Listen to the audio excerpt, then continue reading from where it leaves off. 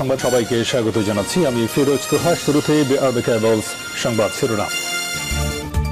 শুরুতেই জানাবো এই মুহূর্তে হাতে পাওয়া সর্বশেষ গুরুত্বপূর্ণ সংবাদ। তীব্র তাপদাহে স্বস্তি দিতে মানুষের মাঝে খাবার, পানি, ফল বিতরণ করেছে মিয়া মশিউজ্জামান ও ফারুক হাসানের নেতৃত্বাধীন গণঅধিকার পরিষদ। এবারে জানাবো মৌলভীবাজার জেলা বিএনপির সাধারণ সম্পাদক ও উপজেলা চেয়ারম্যান মিজানুর রহমান সহ 14 নেতা কর্মীকে কারাগারে পাঠানো হয়েছে। বৃহস্পতিবার আদালতের নির্দেশে তাদের কারাগারে পাঠানো হয়। জানাবো যুক্তরাজ্য ইচ্ছাকৃতভাবে বিশ্বব্যাপী মানবাধিকার পরিস্থিতিকে অস্থিতিশীল করে তুলেছে বলে দাবি করেছে মানবাধিকার বিষয়ক আন্তর্জাতিক সংস্থা অ্যামনেস্টি ইন্টারন্যাশনাল। সংস্থাটির বৈশ্বিক প্রতিবেদনে এমনটি দাবি করা হয়েছে। এদিকে চরমোনাই পীরের নতুন কর্মসূচি ঘোষণা। ফরিদপুরে শ্রমিক হত্যায় জড়িতদের দ্রুত গ্রেপ্তার এবং দৃষ্টান্তমূলক শাস্তির দাবিতে বিক্ষোভ মিছিলের আহ্বান জানিয়েছে ইসলামী আন্দোলন বাংলাদেশের আমির মুফতি সৈয়দ মোহাম্মদ রেজাউল করিম চরমোনাই পীর।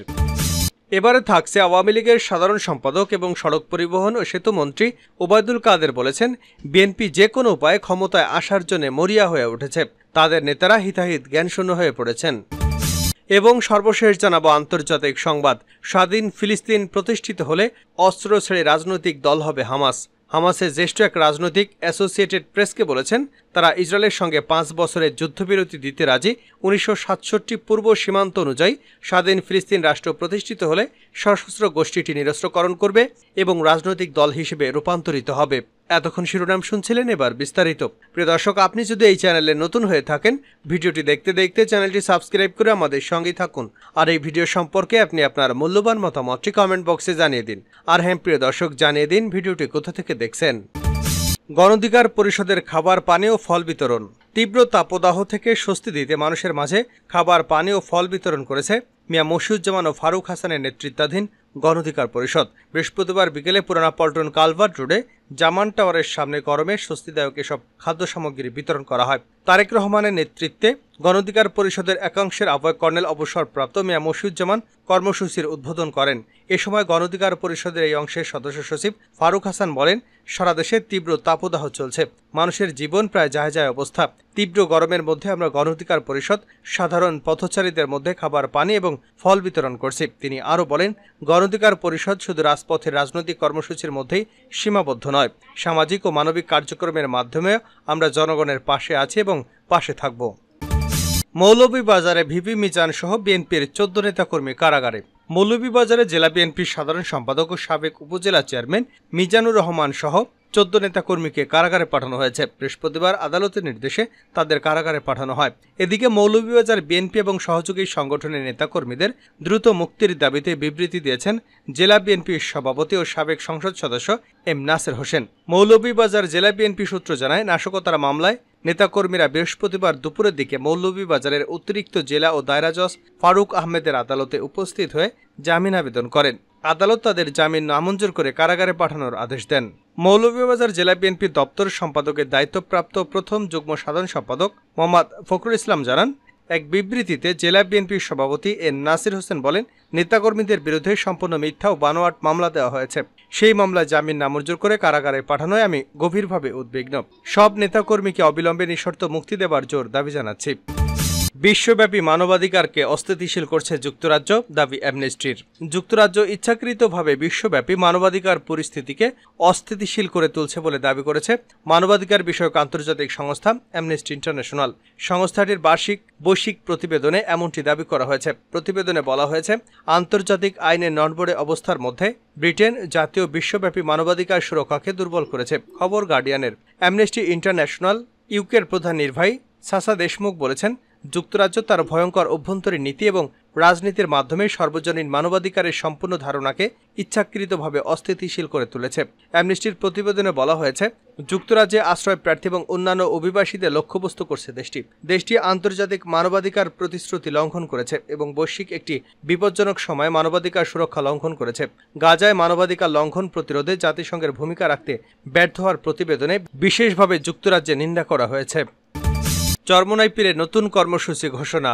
ফরিদপুরে শ্রমিক হত্যায় জড়িতদের দ্রুত গ্রেপ্তার এবং দৃষ্টান্তমূলক শাস্তির দাবিতে বিক্ষোভ মিছিলের আহ্বান জানিয়েছেন ইসলামী আন্দোলন বাংলাদেশের আমির মুফতি সৈয়দ মোহাম্মদ রেজাউল করিম চরমোনাইপির। বৃহস্পতিবার এক বিবৃতিতে এ কর্মসূচির ঘোষণা করা হয়। বিবৃতিতে বলা হয়, শুক্রবার বাদ-জুমা জাতীয় বায়তুল মোকাররম উত্তর গেইটে দলটি ঢাকা মহানগর উত্তর ও দক্ষিণের উদ্যোগে এ কর্মসূচি পালন করা হবে। বিবৃতিতে মুফতি সৈয়দ মোহাম্মদ রেজাউল করিম বলেন, দেশের সার্বিক পরিস্থিতি অত্যন্ত উদ্বেগজনক। ইসলাম এবং ইসলামী মূল্যবোধ ভুলুণ্ঠিত হয়েছে সর্বত্র।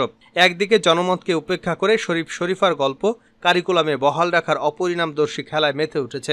অপরদিকে চট্টগ্রামের চক্ষু হাসপাতালে বোরকা নিষিদ্ধ করে প্রজ্ঞাপন জারি করে ধর্মীয় অনুভূতিতে আঘাত করা হয়েছে। তিনি বলেন, বৃষ্টির জন্য আল্লাহর রহম কামনা করে সালাতুল ইস্তিসকার আয়োজন করতে দেয়নি ঢাকা বিশ্ববিদ্যালয় কর্তৃপক্ষ। এসব কিসের আলামত? অথচ সেখানে হোলি খেলার আয়োজন করা হয়। ঢাকা বিশ্ববিদ্যালয়ের জায়গা দান করেছেন মুসলমান স্যার সলিমুল্লাহ। মুসলমানদের ভূমিতে নামাজ হবে, ইফতার হবে, কোরআনের ক্লাস হবে, ইসলাম চর্চা হবে, এটাই স্বাভাবিক। কিন্তু কি হচ্ছে? মাহে রমজানের পবিত্রতা নষ্ট করে ঢাবিতে হোলি খেলা হয়েছে। তাতে কোনো নিষেধাজ্ঞা দেয়নি ঢাবি কর্তৃপক্ষ। তিনি আরও বলেন, ইসলাম ও ইসলামী মূল্যবোধ দিয়ে চক্রান্ত করলে ৯২% মুসলমানদের দেশে ইমানদার জনতা নীরবে বসে থাকবে না। প্রয়োজনে জীবন এবং রক্ত দিয়ে হলেও দেশের ইসলাম বিরোধী চক্রান্ত রুখে দেব। বিএনপি নেতারা হিতাহিত জ্ঞানশূন্য হয়ে পড়েছে ওবায়দুল কাদের। আওয়ামী লীগের সাধারণ সম্পাদক এবং সড়ক পরিবহন ও সেতুমন্ত্রী ওবায়দুল কাদের বলেছেন, বিএনপি যে কোনো উপায়ে ক্ষমতায় আসার জন্য মরিয়া হয়ে উঠেছে। তাদের নেতারা হিতাহিত জ্ঞানশূন্য হয়ে পড়েছেন। বৃহস্পতিবার এক বিবৃতিতে ওবায়দুল কাদের এসব কথা বলেন। বিএনপি মহাসচিব মির্জা ফখরুল ইসলাম আলমগীরের সাম্প্রতিক বিবৃতিতে রাজনৈতিক উদ্দেশ্য প্রণোদিত আখ্যা দিয়ে এর নিন্দা ও প্রতিবাদ জানান তিনি। ওবায়দুল কাদের বলেন, বিএনপি নেতাদের বোধগম্য হয় না যে আওয়ামী লীগ জনগণের কাতারে দাঁড়িয়ে রাজনীতি করে, জনকল্যাণের পরিকল্পনা গ্রহণ করে এবং কর্মসূচি নির্ধারণ করে। আমরা সর্বদা জনগণের কাছে দায়বদ্ধ। একদিকে বিএনপি গণবিরোধী রাজনীতি করে আসছে। তিনি বলেন, রাষ্ট্র ক্ষমতায় থাকতে বিএনপি জনগণকে শত্রু জ্ঞান করে শাসন, শোষণ এবং অত্যাচারের স্টিম রোলার চালিয়েছিল। সন্ত্রাস ও উগ্র জঙ্গিবাদকে পৃষ্ঠপোষকতা দিয়ে সারা দেশে ত্রাসের রাজত্ব কায়েম করেছিল। এখন সাংবিধানিকভাবে বৈধ এবং গণতান্ত্রিকভাবে নির্বাচিত সরকারের বিরুদ্ধে বিশুদ্ধারের মাধ্যমে বিভ্রান্তি ও নৈরাজ্য সৃষ্টির পাঁয়তারা ও জনগণকে হাতিয়ার হিসেবে ব্যবহার করে ক্ষমতায় যাওয়ার অপচেষ্টা চালাচ্ছে। আওয়ামী লীগের সাধারণ সম্পাদক বলেন, গণতান্ত্রিক আন্দোলনে ব্যর্থ হয়ে বিএনপি সরকার বিরোধী তথাকথিত আন্দোলনের নামে সন্ত্রাস সহিংসতার পথ বেছে নিয়েছে। বিএনপি